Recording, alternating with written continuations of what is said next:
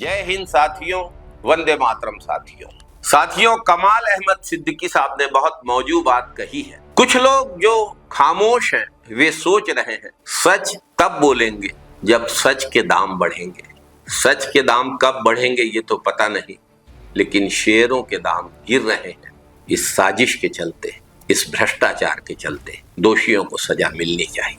Share बाजार बुरी तरह से गिर रहा है और शेयर बाजार की देखरेख की जिम्मेदारी जिस एजेंसी सेबी की है, उस सेबी की पूर्व प्रमुख माधवीपुरी बुच और कई अन्य अधिकारियों के खिलाफ एफआईआर दर्ज करने के निर्देश मुंबई के विशेष कोर्ट ने एसीबी एंटी करप्शन ब्यूरो को आदेश दिया। कोर्ट ने अपने आदेश में स्पष्ट कहा है कि शेयर बाजार में हेराफेरी, भ्रष्टाचार और धोखाधड़ी के ठोस सबूत मौजूद है। साथियों, मुकदमा चलेगा, एफआईआर दर्ज हो गई है, गिरफ्तार होंगे, लेकिन इनकी काली करतूतों का परिणाम तो देश का आम निवेशक भुगतने को मजबूर है। हर वो व्यक्ति जिसने शेयर बाजार में पैसे लगाया है, वो शेयर बाजार की गिरावट का परिणाम झेल रहा है। कई लोग आर्थिक रूप से तबाह हो गए, कई लोगों ने आत्महत्या कर ली। साथियों, सेबी ने एक ऐसी कंपनी को लिस्टिंग की अनुमति दे दी जो तय मानकों पर खरी नहीं उतरती थी। इस लिस्टिंग से बाजार में हेरफेर हुआ, जिसके परिणाम स्वरूप बड़ी गिरावट आई और निवेशकों को भारी नुकसान उठाना पड़ा है। विदेश के भी जो निवेशक भारत के शेयर बाजार में पैसा लगाते थे, इन घटनाओं से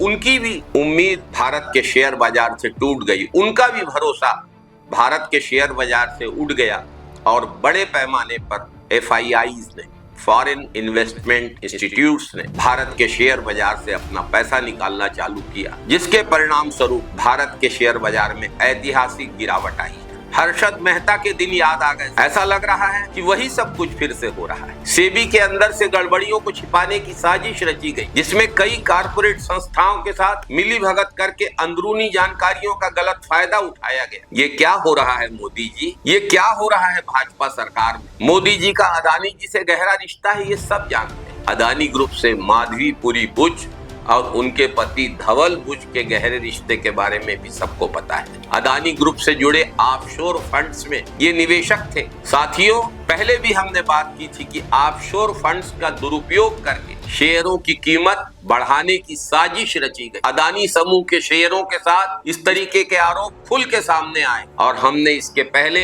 असली आवाज यूट्यूब चैनल में इसके बारे में बात भी की। इनके पास बरमुडा और मॉरिशस के उन फंड्स में हिस्सेदारी थी जिनका सीधा संबंध अदानी के भाई विनोद अदानी से था। अदानी से मोदी जी का संबंध, विनोद अदानी से सेबी के प्रमुख का संबंध, और शुरू हो गई घोटालेबाजी। साथियों, सेबी प्रमुख रहते हुए माधवीपुरी बुच की खुद की कंसल्टिंग फर्म अगोरा पार्टनर्स में हिस्सेदारी थी, लेकिन उन्होंने इस बारे में कोई जानकारी सार्वजनिक नहीं की। सेबी जैसी संस्था की प्रमुख रहते हुए अपनी निजी निवेशों को छिपाना एक गंभीर अपराध और घोटाले को स्पष्ट रूप से उजागर करता है। घोटाले करें ये और खामियाजा भुगत रही है आम जनता, आम निवेशक, जिन्होंने एसआईपी करके, वेतनभोगी लोग जिन्होंने हर महीने अपने वेतन की कुछ राशि बचत करके शेयर बाजार में लगाई और उस इन्वेस्टमेंट की कीमत कई मामलों में घट के आधी हो गई। ये घोटाला केवल माधवीपुरी बुच तक सीमित नहीं। साथियों, इस घोटाले में माधवीपुरी बुच को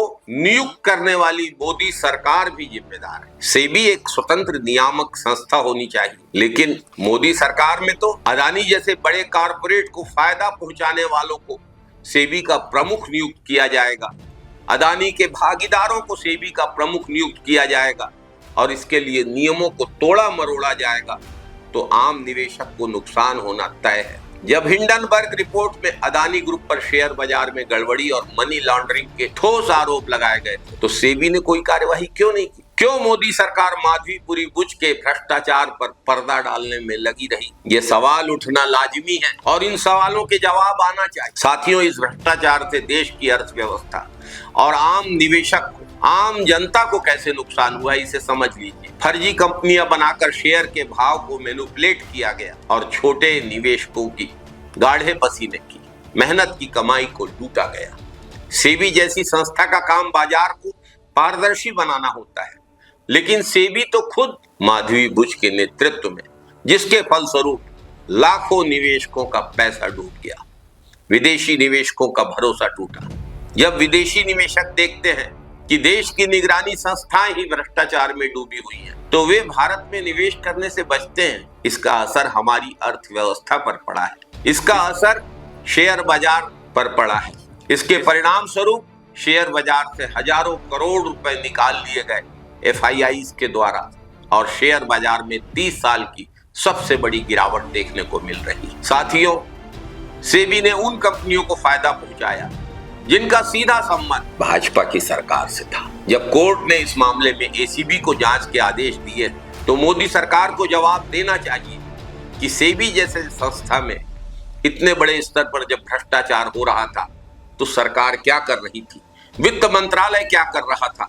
क्या माधवीपुरी बुच को बचाने के लिए सरकार पर्दे के पीछे कोई खेल खेल रही, दोषियों को बचाने के लिए कोई डील की जा रही है क्या? साथियों, इन सवालों से पूरा देश, पूरे देश की अर्थव्यवस्था, पूरे देश का शेयर बाजार, पूरे देश की वित्तीय व्यवस्था और पूरे देश के निवेशक घिरे हुए। इन सवालों का जवाब आना चाहिए। देश की जनता का पैसा लूटकर कुछ उद्योगपतियों की जेब भरने वालों को किसी भी कीमत पर बख्शा नहीं जाना चाहिए, इन्हें बचाया नहीं जाना चाहिए। अब वक्त आ गया है कि देश के आम निवेशक के खिलाफ इस साजिश का खुलासा होना चाहिए, भ्रष्टाचार के जाल को तोड़ा जाना चाहिए, सच्चाई सबके सामने लाई जानी चाहिए। जय हिंद साथियों, वंदे मातरम साथियों।